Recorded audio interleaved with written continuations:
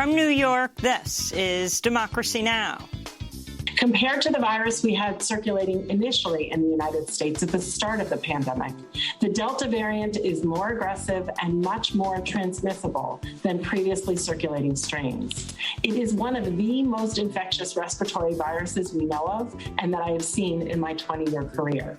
COVID cases continue to rise in the United States and around the world, especially in areas with low vaccination rates. We'll speak to Yale epidemiologist Greg Gonzalez on the 3 things Biden can do right now to stop COVID and save lives. Then we look at the case of former Air Force analyst Daniel Hale, who blew the whistle on the secret U.S. drone and targeted assassination program. Daniel Hale faces up to 11 years in prison. His sentencing is on Tuesday. Daniel Hale is a courageous whistleblower who exposed the extent of the U.S. drone strike program. He does not deserve to go to prison, and we are going to be fighting for his freedom and showing our solidarity with him from the grassroots. Plus, we remember civil rights legend and educator Bob Moses. He's died at the age of 86. All that and more coming up. Welcome to Democracy Now!, democracynow.org, The War and Peace Report. I'm Amy Goodman. As COVID-19 cases continue to rise around the world, fueled by the more transmissible Delta variant, more countries are enacting or considering health passes for vaccinated people. France just approved a highly contested law making proof of vaccination or a negative COVID test mandatory for accessing certain indoor venues. Germany says it's considering similar measures amid surging cases there. In Indonesia, hundreds of children have died in recent weeks as infections continue to surge and hospitals are pushed past their breaking point. Children may make up as many as 12.5% of Indonesia's confirmed infections. Other Southeast Asian countries include Thailand and Malaysia have recently reported record case numbers. Meanwhile, a recent study by The Lancet found over 1.5 million children lost a primary or secondary caregiver to COVID-19. In Tokyo, Japan, Olympic organizers reported 10 new cases related to the Games on Sunday. Here in the U.S., top medical advisor Dr. Anthony Fauci warned Sunday the U.S. is going in the wrong direction due to a large number of unvaccinated people who continue to get sick and fuel outbreaks. Only around half of the U.S. population is fully vaccinated. Fauci also said the Centers for Disease Control was considering new mask guidelines for vaccinated people amidst the current surge. St. Louis, Missouri, is the latest place to reinstate its indoor mask mandate as cases in the state spike. Meanwhile, Alabama's Republican Governor Kay Ivey said it's, quote, time to start blaming the unvaccinated folks for COVID's persistent spread. Almost 100% of the new hospitalizations are with unvaccinated folks, and the deaths are certainly occurring with unvaccinated folks. These folks are choosing a horrible lifestyle of self-inflicted pain. You know, we've got to get folks to take the shot. In other coronavirus news, advocates are calling on the Biden administration to take action after it upheld a Trump memo which would send some 4,000 prisoners currently in home confinement back to jail once the pandemic state of emergency is lifted. Biden would either have to commute their sentences or Congress could pass a law extending home confinement beyond the emergency order. The president of Tunisia dismissed the prime minister and suspended parliament Sunday, announcing he would take on executive power with the assistance of a new prime minister. The move came following major protests across Tunisia against the ruling Ennahda party. This is a protester speaking just hours before the president's announcement.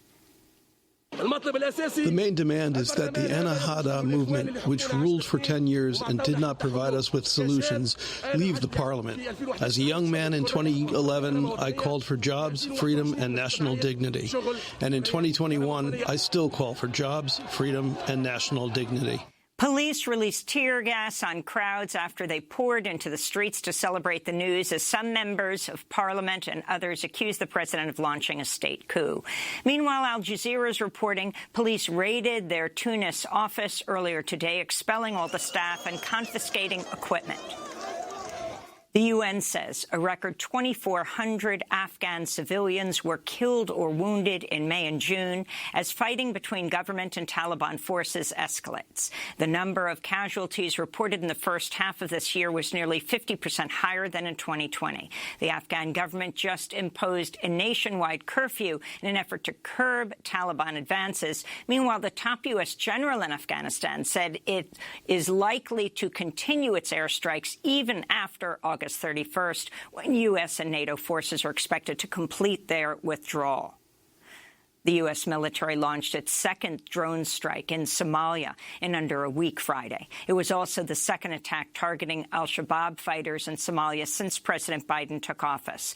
Minnesota Congressmember Ilhan Omar, whose family came to the U.S. as Somali refugees, wrote a letter to Biden requesting more information about the strikes. She said, quote, "It's critical that any military action must be part of a broader strategy focused on the security of the Somali people and the stability of the Somali state," unquote. In the occupied West Bank, Israeli forces shot and killed a Palestinian teenager during a protest over illegal Israeli settlements near the town of Beita. Mohammed Munir al-Tamimi was 17 years old. Over 300 others were injured as Israeli soldiers fired tear gas, rubber bullets, and live ammunition on the crowds. Sierra Leone has abolished the death penalty. It's the 23rd African country to do so. Advocates there say capital punishment is a brutal remnant of colonialism and that the recent vote could serve as an example for the United States. In Guatemala, protests calling for the resignation of the right-wing president Alejandro Giammattei have intensified after the attorney general fired the country's top anti-corruption prosecutor Friday. Juan Francisco Sandoval fled Guatemala just hours after being ousted, fearing for his life. Protesters are also condemning government corruption in the deadly mishandling of the pandemic. The Mexican government is sending 2 boatloads of food and medical supplies to Cuba, including oxygen tanks, needles, and syringes. Mexican President Andrés Manuel López Obrador has denounced catastrophic U.S. sanctions on Cuba that have triggered an economic crisis on the island and a massive shortage of resources during the pandemic, leading to the recent unrest. In India, at least 135 people are dead after torrential rains triggered massive floods and landslides across the state of Maharashtra and the city of Mumbai. Dozens are still missing as rescue efforts continue. While monsoon rains are common in India, climate scientists warn global warming has contributed to heavier and more devastating rainfall. This is a resident of Mumbai. The level of the floodwater never rose to 20 to 25 feet. The water level has risen to this height for the first time. All the properties of the residents are destroyed. They have nothing to eat and drink. In more climate news, Northern California's Dixie Fire has become the state's largest blaze this year after it exploded in size in recent days due to high winds and hot, dry temperatures. California fire officials said the blaze had merged with a smaller fly fire over the weekend as they continue to rage through Butte and Plumas counties, forcing residents to evacuate. Dozens of structures have been destroyed, with thousands more at risk. As of Sunday, both the Dixie and Fly fires had burned a combined over 195,000 acres. Meanwhile, the Oregon's Bootleg fire has destroyed more than 400,000 acres. Oregon Governor Kate Brown said the climate crisis, quote, is a hammer hitting us in the head. We're going to see more of these wildfires. They're hotter, they're more fierce, and obviously much more challenging to tackle. And they are a sign of the changing climate impacts. In the last year, Oregon has had 4 federal emergency declarations. Climate change is here, it's real, and it's like a hammer hitting us in the head, and we have to take action. That's Oregon Governor Kate Brown speaking on CNN. At least 86 active large wildfires in the U.S. have scorched nearly 1.5 million acres. This comes as another searing heat wave is set to hit much of the country this week, including the Pacific Northwest, the Rocky Mountains, and the Great Plains. House Speaker Nancy Pelosi added Illinois Congress member and Trump critic Adam Kinzinger to the special committee investigating the January 6th Capitol insurrection. He's the second Republican after Liz Cheney to join the committee. Kinzinger and Cheney were two of just 10 House Republicans who voted to impeach Trump over his role in instigating the deadly riot. He was censured by his party for publicly opposing Trump. A growing number of Republican lawmakers are calling on Minority Leader Kevin McCarthy to punish Cheney and Kinzinger for joining the committee. The House panel will start hearing testimony this week. After Nancy Pelosi said no to 2 of McCarthy's 5 Republican picks, he pulled all 5. Mississippi's Attorney General urged the Supreme Court to overturn Roe v. Wade, asking it to rule in favor of a highly contested Mississippi law that would ban most abortions after 15 weeks of pregnancy. The majority conservative Supreme Court agreed to hear the case in May. It's expected to be argued later this year. The president of the Center for Reproductive Rights, Nancy Northup, said the move from Mississippi, quote, reveals the extreme and regressive strategy not just of this law, but of the avalanche of abortion bans and restrictions that are being passed across the country, she said. In New York, over 1,000 immigrants, activists, and their supporters took to the streets Friday to demand Congress and President Biden include in the infrastructure package a pathway to citizenship for all DACA recipients, TPS holders, and immigrant essential workers. Ushered by drivers from the New York Taxi Workers Union, demonstrators shut down traffic on the Manhattan Bridge. And civil rights leader Bob Moses has died at the age of 86. Bob Moses worked with the Student Nonviolent Coordinating Committee to register voters across Mississippi. A former high school teacher, he went on to found the Algebra Project, devoted to improving access to education, particularly in math, for students of color. In 2009, Democracy Now! Spoke with Bob Moses on the first day of the Obama presidency about the ongoing challenges in education. In our country, I think we run sharecropper education. So if we carry that forward into the information age, then we will have serfs in our cities, just like we had serfs in the Delta of Mississippi in the industrial era. And this is the huge challenge facing our country. I think what we need is a movement for our constitutional rights. We need a constitutional amendment, something which simply says every child in the country is a child of the country and is entitled to a quality public school education. And those are some of the headlines. This is Democracy Now!, democracynow.org, The War and Peace Report. I'm Amy Goodman. We begin today's show looking at how 6 months into the Biden administration, COVID-19 cases are continuing to soar here in the United States and around the world. As the highly contagious Delta variant drives an increase in infections, especially in areas with low vaccination rates, some U.S. cities like St. Louis, Missouri, and Los Angeles have reinstated mask mandates indoors and on public transportation for everyone, even vaccinated people. On Sunday, the country's top infectious disease expert, Dr. Anthony Fauci, told CNN the United States is in, quote, unnecessary predicament. We're going in the wrong direction. If you look at the inflection of the curve of new cases, and as you said in the run-in to this interview, that it is among the unvaccinated. And since we have 50% of the country is not fully vaccinated, that's a problem, particularly when you have a variant like Delta, which has this extraordinary characteristic of being able to spread very efficiently and very easily from person to person. Meanwhile, a new campaign kicked off Friday that aims to use the Olympic Games to raise awareness that much of the world has yet to see a single vaccine dose, with less than 1% of COVID vaccines now distributed to low-income countries, 0.3%. The People's Vaccine Alliance and Public Citizen are pushing rich countries to, quote, stop playing games and invest in global vaccine manufacturing. This video features people from India, vaccination rate 24%, Zimbabwe 8%, Colombia 30%, Philippines 9%, Liberia vaccination rate just 2%. The Olympics slogan appears to be faster, higher, stronger, together. If we're going to go faster, higher, stronger together, we have to be alive.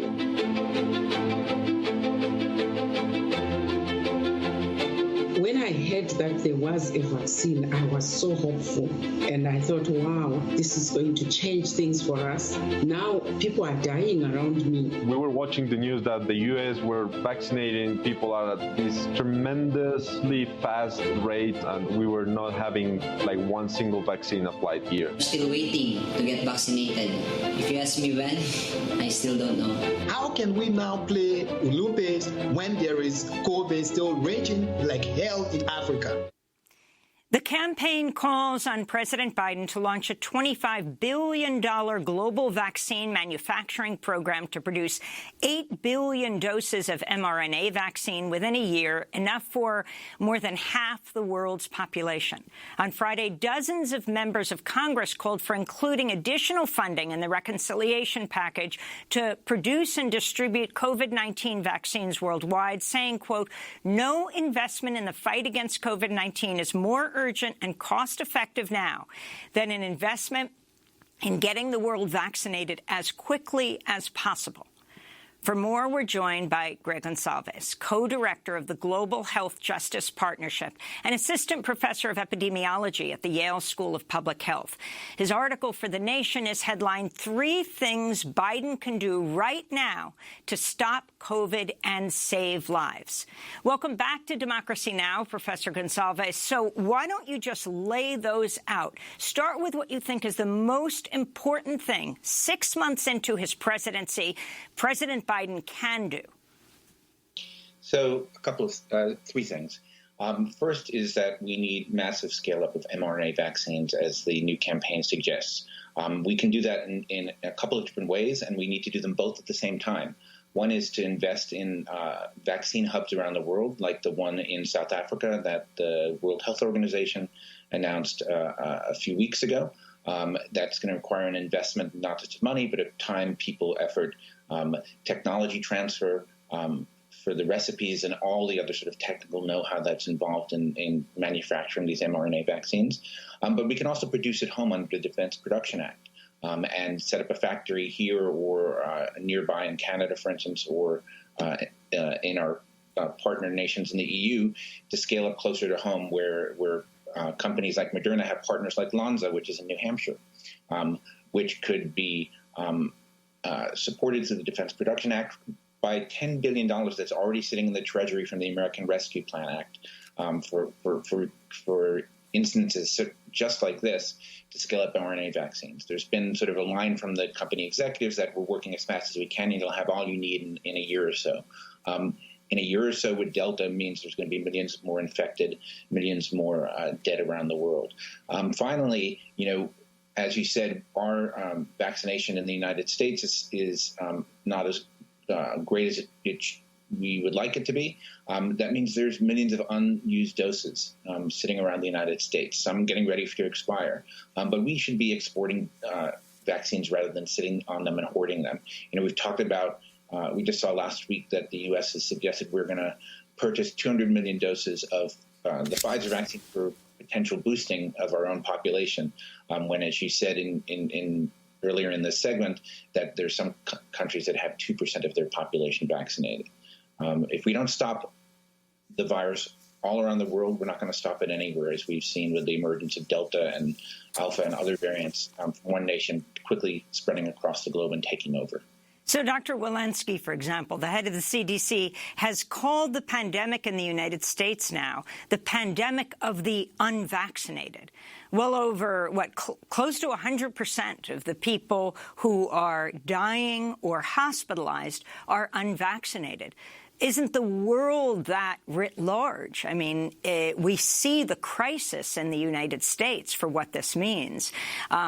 So if you could comment on your last point. I'm looking at an article in Stat. Millions of unused COVID-19 vaccines are set to go to waste as demand dwindles in the United States. doses likely to expire this summer.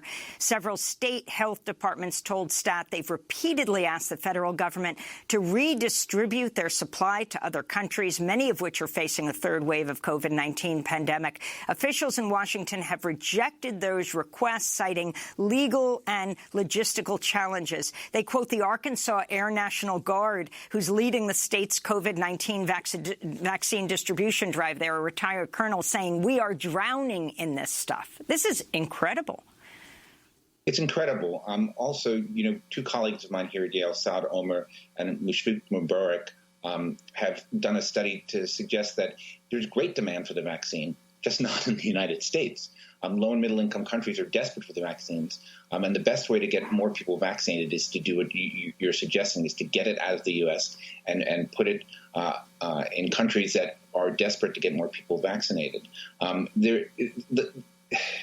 The Biden administration has been full of excuses, right? It can't do this, it can't do that. It gratefully, showed its support for the TRIPS waiver a few months ago, but that was the sort of the end of it, right? Promises of this, promises of that. We have a one-time chance, right? We don't get to do this over again in 2 years when the virus is spread around the world and there are millions and millions more people infected. We're on a tight timeline. We need to stop this now. The U.S. can do this, as Public Citizens Campaign suggests, $25 billion for 8 billion doses, or even less than that in some of the other sort of analyses I've seen, for instance, for PrEP for All. We could do this in a cost-effective manner and vaccinate the world. I'm an AIDS activist. I remember when President Bush announced the President's emergency plan for AIDS relief, and everybody said it was impossible to get antiretroviral therapy to low and middle-income countries. Well, it got done, and now there are millions of people around the world alive today because of that work. President Biden could be a leader, and this could be his legacy.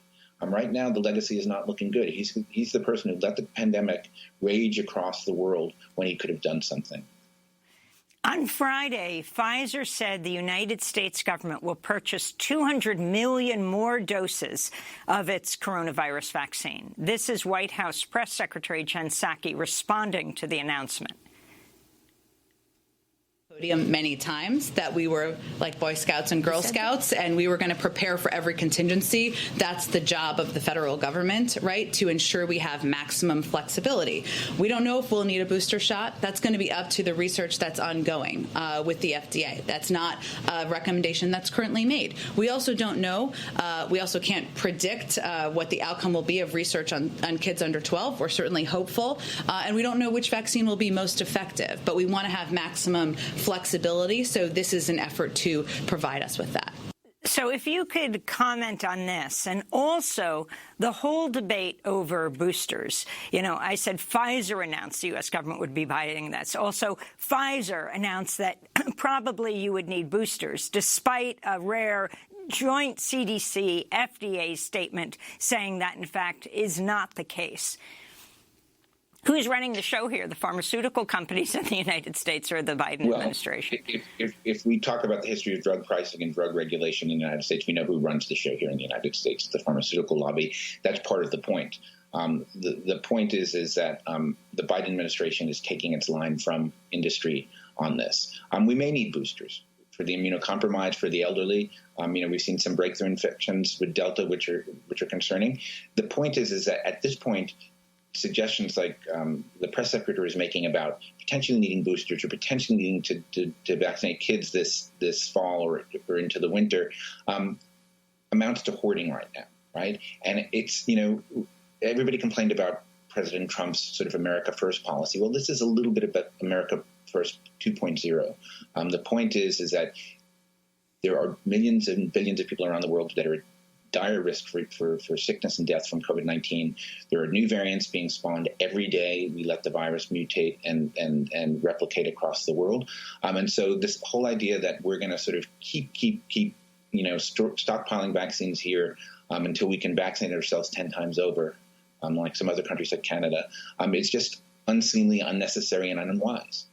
So explain how it would work, and also explain what COVAX is. But for Africa, for Asia, what it would look like if, well, for example, the TRIPS waiver were granted on intellectual property, forcing the companies. It's interesting, the main countries who are saying no to a waiver are Germany and England, where two of the major pharmaceutical companies are based that made the vaccines. What would it look like if it was made available, the recipes, to other pharmaceutical companies who haven't developed the vaccine but have the ability to manufacture it? Well, look, the TRIPS waiver is being negotiated now. It's going to take some time. The United States put lots of money, billions of dollars, into the development of the Moderna vaccine. We also own large chunks of the intellectual property and patents on those vaccines. So we don't need the TRIPS waiver to do a domestic production effort to scale up, millions and billions of doses in the United States. We can do it tomorrow.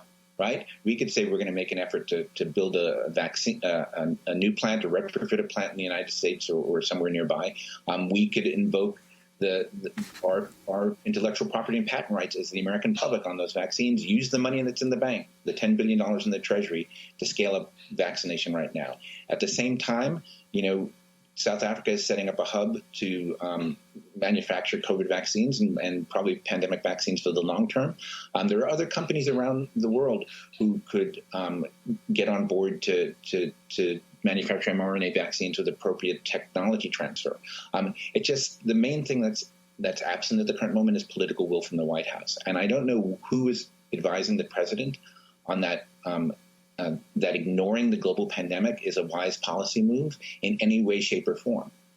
He may think his domestic concerns are a priority, but that is so short-sighted and myopic that's putting us in danger. Right? Again, we're not going to vanquish this virus. We're not going to bring it down to levels that will give us some semblance of normality within the next 2 to 3 years, unless we can deal with the global pandemic. And we need the political will to do it. The mechanics of it. We have a federal government that can figure out many different ways of getting this done. They have the tools, they have the resources, they have the power, they have the claims on the mRNA vaccine from Moderna right now, without any extraordinary measures to do what's right now. Explain these breakthrough infections and how concerned you think people should be in the United States, around the world. In L.A., 20% of the new infections are people who've been fully vaccinated. Well, let's put it this way. These vaccines are enormously potent at preventing serious disease and death, right? So if you catch SARS-CoV-2, having been vaccinated with the mRNA vaccines, you're likely to have an asymptomatic or mild infection. The point is that it's all about exposure, right? These vaccines are not 100% effective. And if you put 10 people in a room who are unvaccinated, shedding the Delta variant, which is highly contagious, as Dr. Fauci mentioned, you're just putting the vaccines at a distinct disadvantage. The vaccine-acquired immunity that you got is not a brick wall. They're 95% effective, 91% effective. I can't remember the exact figures, but that doesn't mean 100%. And so you need to be able to protect yourself from being basically awash in a sea of virus where vaccines can stumble.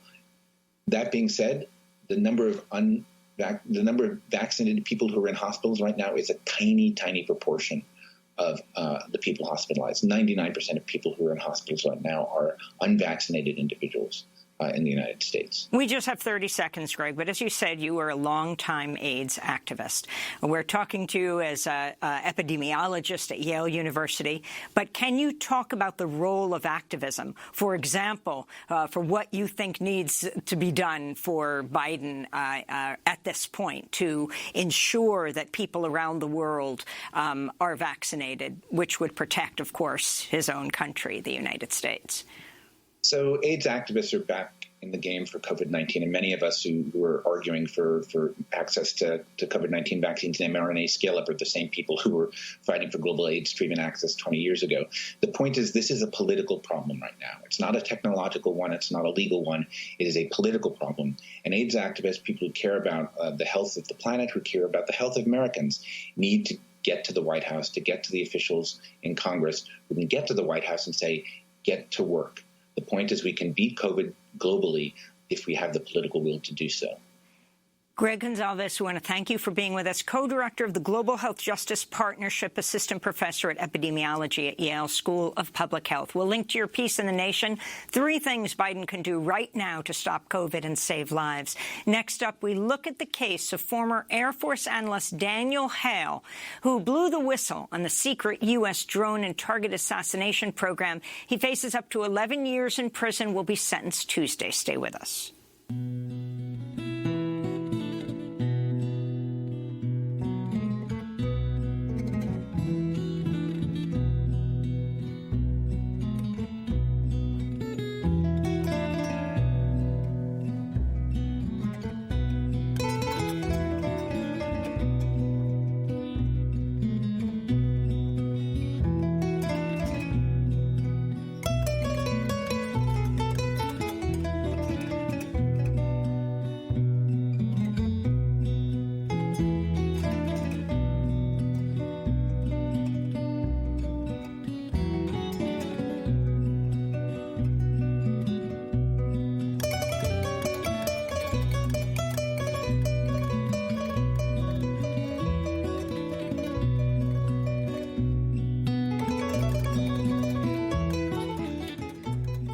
Ruby by Ali Fakr Touré and Toumani Jabate. This is Democracy Now! I'm Amy Goodman. The Biden administration is urging a federal court to sentence drone whistleblower Daniel Hale to at least 9 years in prison for leaking classified information about the U.S. drone and target assassination program.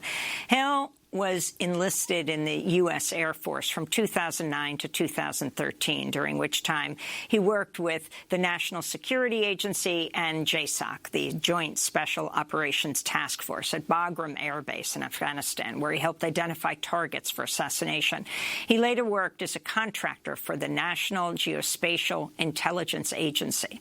In March, Daniel Hale pleaded guilty to 1 count of violating the World War I-era Espionage Act for leaking documents exposing the drone program. He'll be sentenced Tuesday.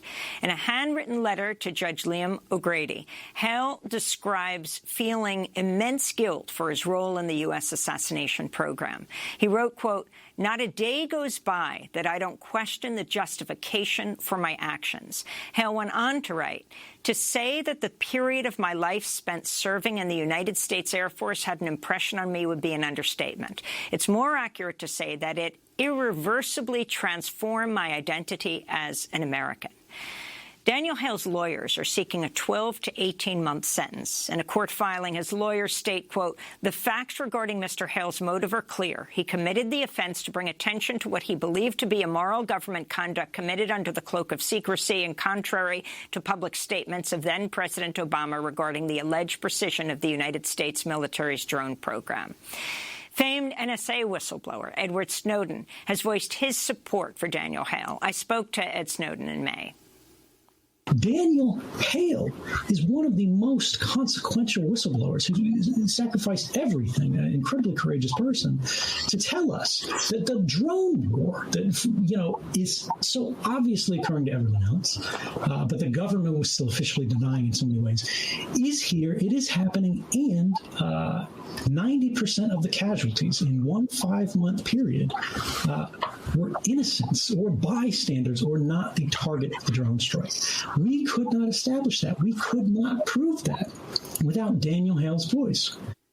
In a moment, we'll be joined by one of Daniel Hale's close friends, as well as one of his lawyers. But first, we turn to Daniel Hale, in his own words, speaking in the documentary National Bird, a film by Sonia Kennebec. The people who defend drones and defend the way that they're used, they always say, they protect American lives by not putting them in harm's way. But what they really do is they just embolden commanders. They embolden decision makers because there is no threat. There is no immediate consequence. They can do this strike and they can potentially kill this person that they're so desperate to get and to eliminate because of how dangerous, potentially dangerous they could be to the U.S. But if it just so happens that they don't kill that person or that some other people are involved in the strike and get killed as well, there's no consequence for it.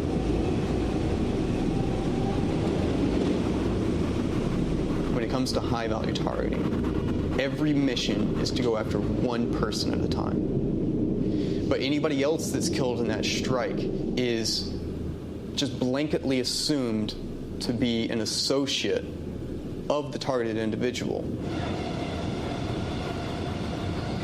So as long as they can reasonably identify that all of the people in the field of view of the camera are military-aged males, meaning anybody who's believed to be of age 16 or older, they are a legitimate target under the rules of engagement. If that strike occurs and kills all of them, they just say that they got them all. That's Daniel Hale speaking in the documentary National Bird, a film by Sonia Kennebeck. We're joined now in Washington, D.C. by two guests. Jessalyn Radack is an attorney for Daniel Hale, directs the Whistleblower and Source Protection Program at Expose Facts. And Noor Mir is with us. She's a close friend of Daniel Hale. She's part of the Daniel Hale support team. She first met Hale in 2013 when doing anti-drone advocacy with Code Pink. Jessalyn Radack, let's begin with you. Tuesday is the day of sentencing. Talk about what Daniel Hale has confessed to and what the defense, what you're asking for and what you expect him to receive. Daniel has pled guilty to one count under the Espionage Act for an unauthorized disclosure to the media. So he is facing a sentence range that's between 1 to 10 years for that infraction. However, part of his guilty plea, unlike the usual situation where you plead guilty for a certain amount of time that is definite, here the time has not been determined. So at sentencing, a lot of different groups, Daniel himself, his supporters, people in civil liberties community, and target groups of drone strikes and whistleblower groups, media groups are all arguing that he should be shown mercy because he was tried under a very draconian law to which he could not raise a defense. So can you give us the chronology of what took place? I mean, The Intercept published the drone papers in 2015. Daniel Hale released this information, the documents that he got, to a journalist. Explain Daniel's rationale further than this extremely significant handwritten note he gave to the judge last week. Daniel's rationale was that not only was information about drone strikes being denied, but it was also being lied about by people in power. The U.S. was consistently understating the amount of innocent civilians who were targeted and using overbroad targeting lists. So Daniel ended up going to the press, but his case has spanned a long time period. His house was searched in 2014, but he wasn't indicted until 2019. And here we are in 2021 for his sentencing. So this has been an odyssey that has occupied most of the better part of his adult life for basically committing the truth. The U.S. has never contested any of Daniel's disclosures. And when asked to do a statement about what kind of harm Daniel caused, it did not do a damage assessment and did not submit any kind of statement about harm because there wasn't any. Noor Mir, you're a close friend of Daniel Hale. Talk about how you met him, what's happening, and then your understanding of what took place over the years. Absolutely. So I met Daniel Hale in 2013. He was beginning his journey in anti-war activism, and I was running a campaign with Code Pink around lethal drone warfare. And it was hard at the time to get people to even believe the stories of survivors from places like Yemen and Pakistan and Somalia. And here we had a veteran who not only believed these stories, but was able to talk about what he had witnessed.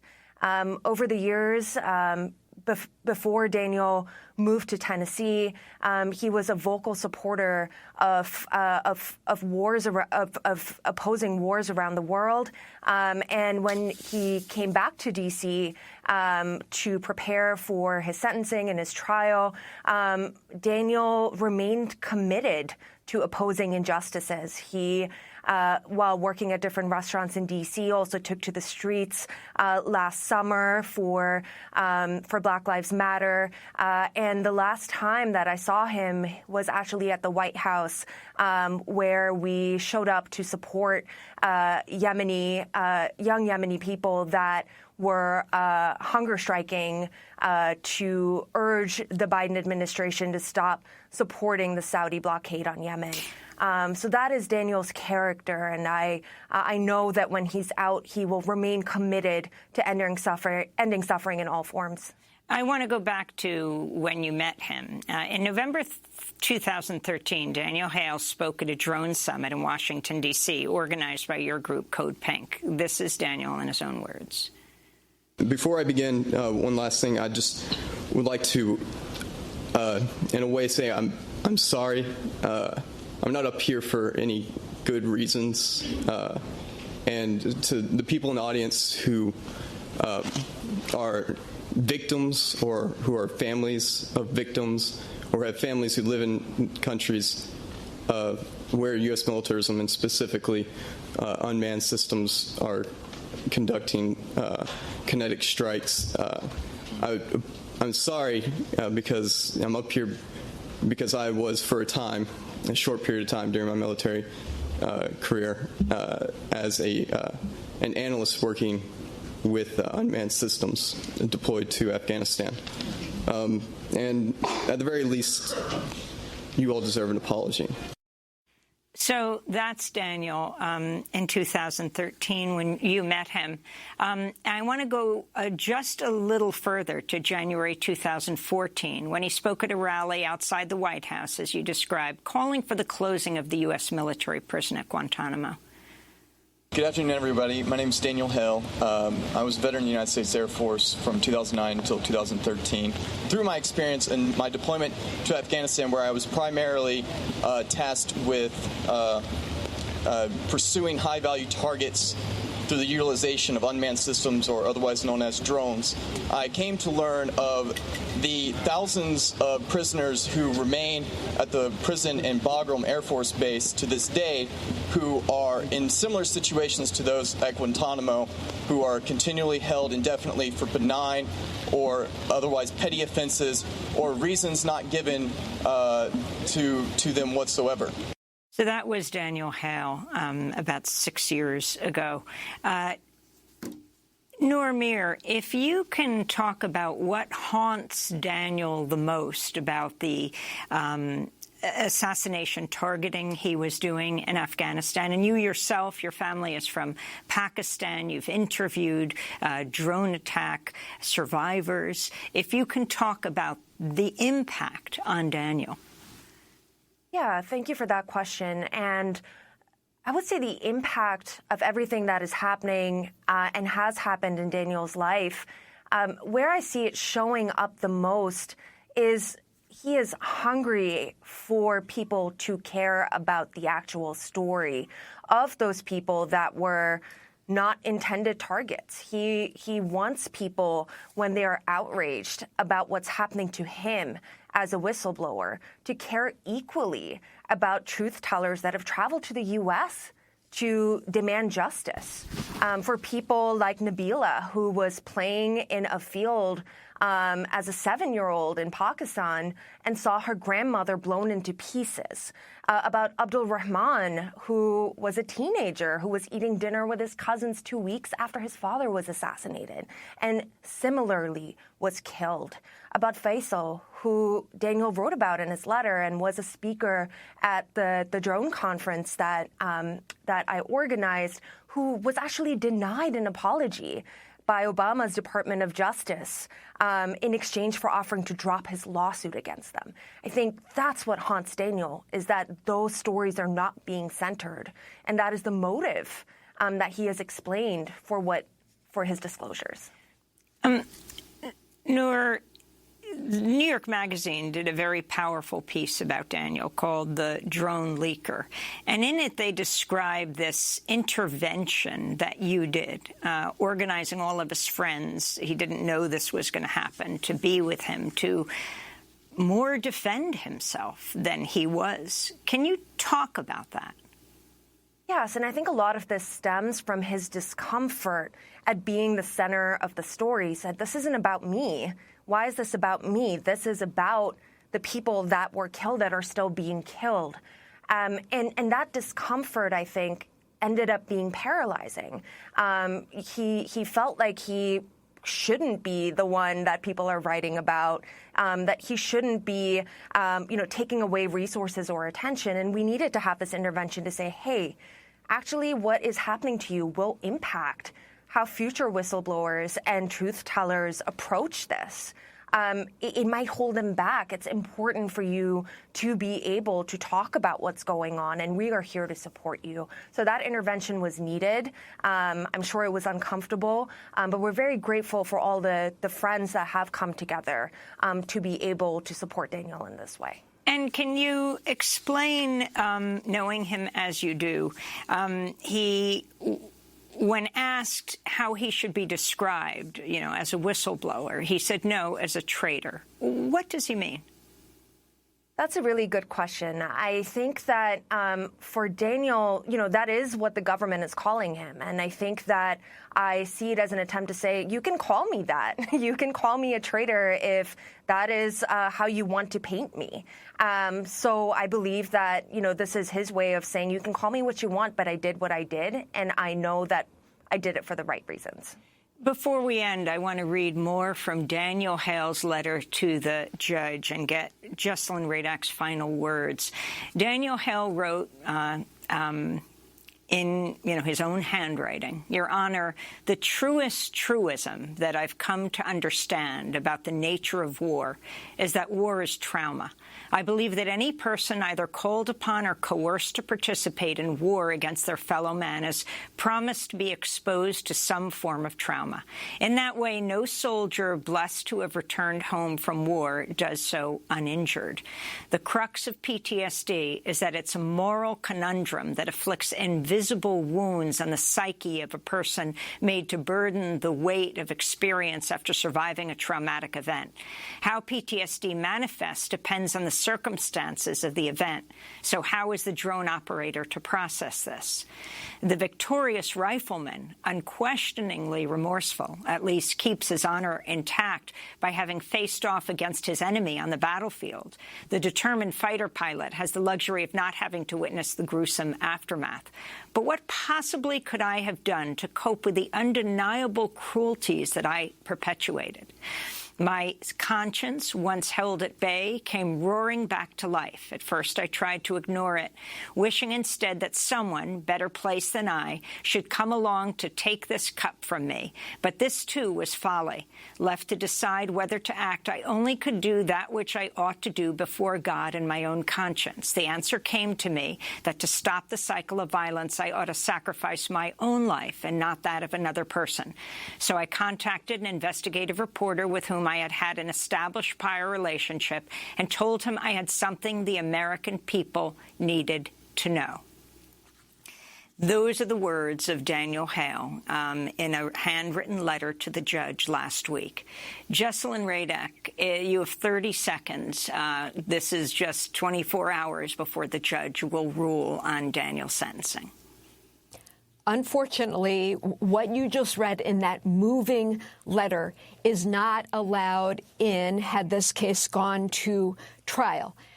Dan has expressed sentiments similar to other drone clients, but under the Espionage Act, your intent, your pure motive is irrelevant. And that is the cruelty that the government tried him under such a strenuous, draconian law that he can't raise any of what you just read as a defense to why he blew the whistle. Jesselyn Radak, I want to thank you for being with us, one of the attorneys for Daniel Hale, director of the Whistleblower and Source Protection Program at Exposed Facts, and Noor Mir, close friend of Daniel Hale, part of his support team. Next up, Bob Moses, remembered in his own words. Stay with us.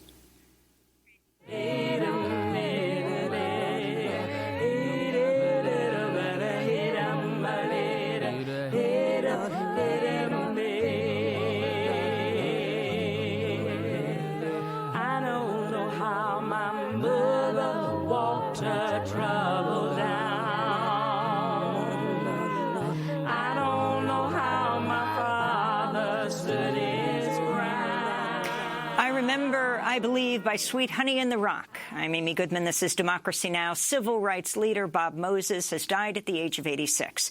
He worked with SNCC, the Student Nonviolent Coordinating Committee, to register voters across Mississippi. In 1964, he helped organize the Mississippi Freedom Summer Project. Bob Moses went on to found the Algebra Project, devoted to improving access to education, particularly in math, for students of color. In 2009, I spoke with Bob Moses on the first day of the Obama presidency. He talked about how civil rights activists in the 60s helped lay the foundation for Obama's presidency.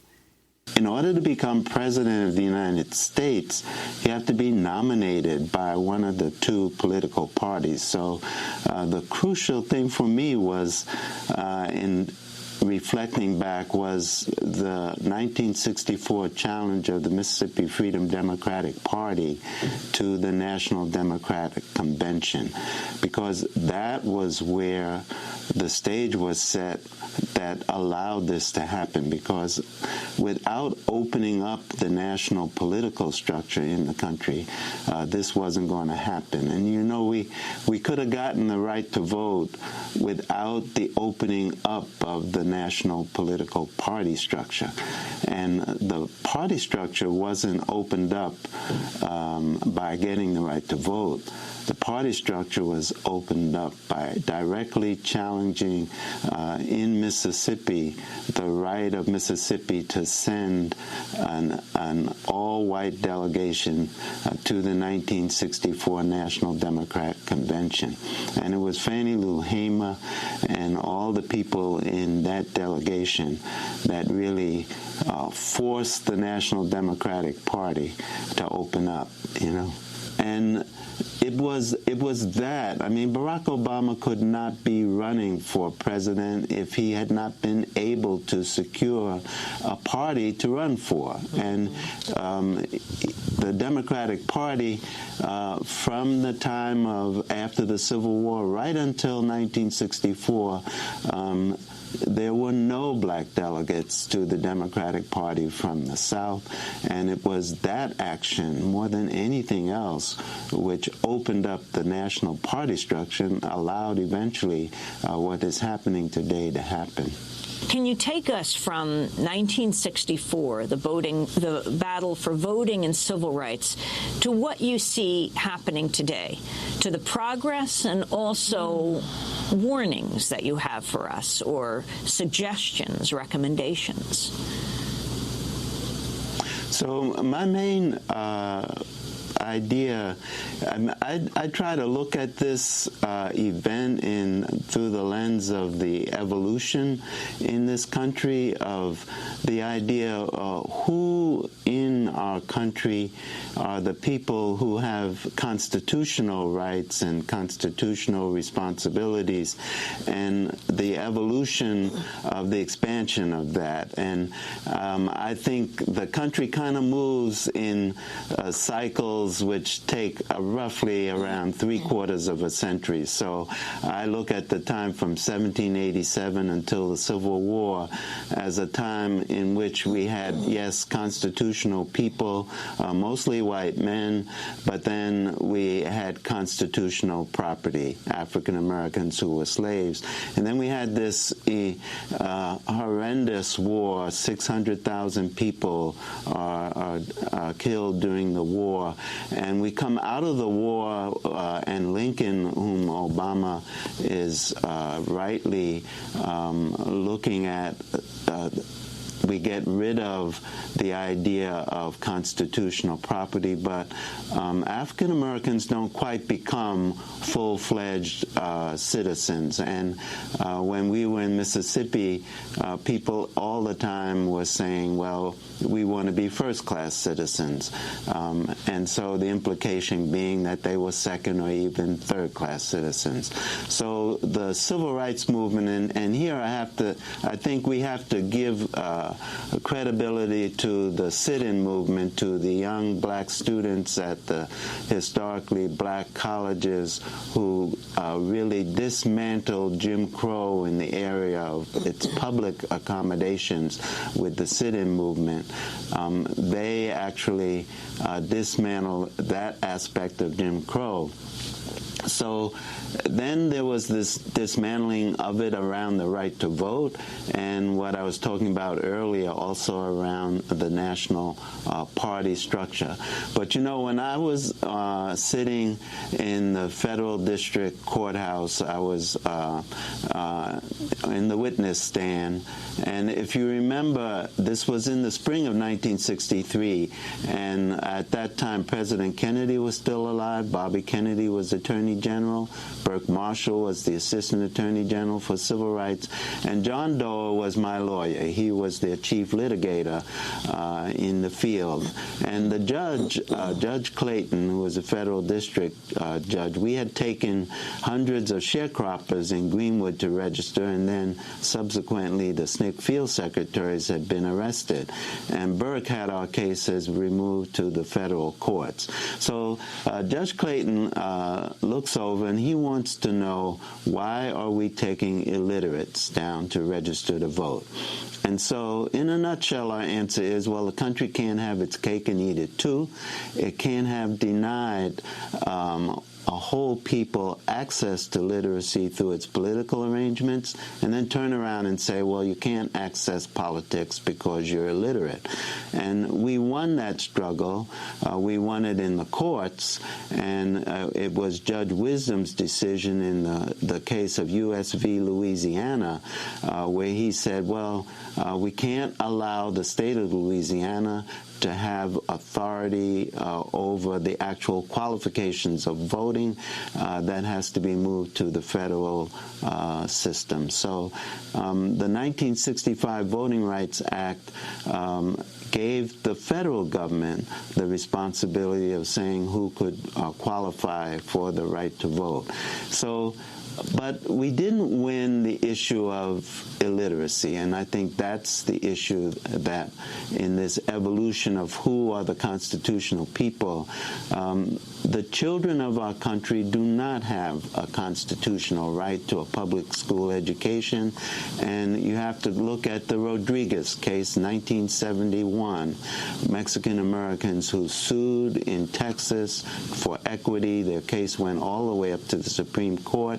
And the Supreme Court said, you can't come here into the federal system for relief because there's no substantive federal right to a constitutional right to an public school education in this country. I think really that in our country, and this is going to be a huge challenge for the Barack Obama administration, in our country, I think we run sharecropper education.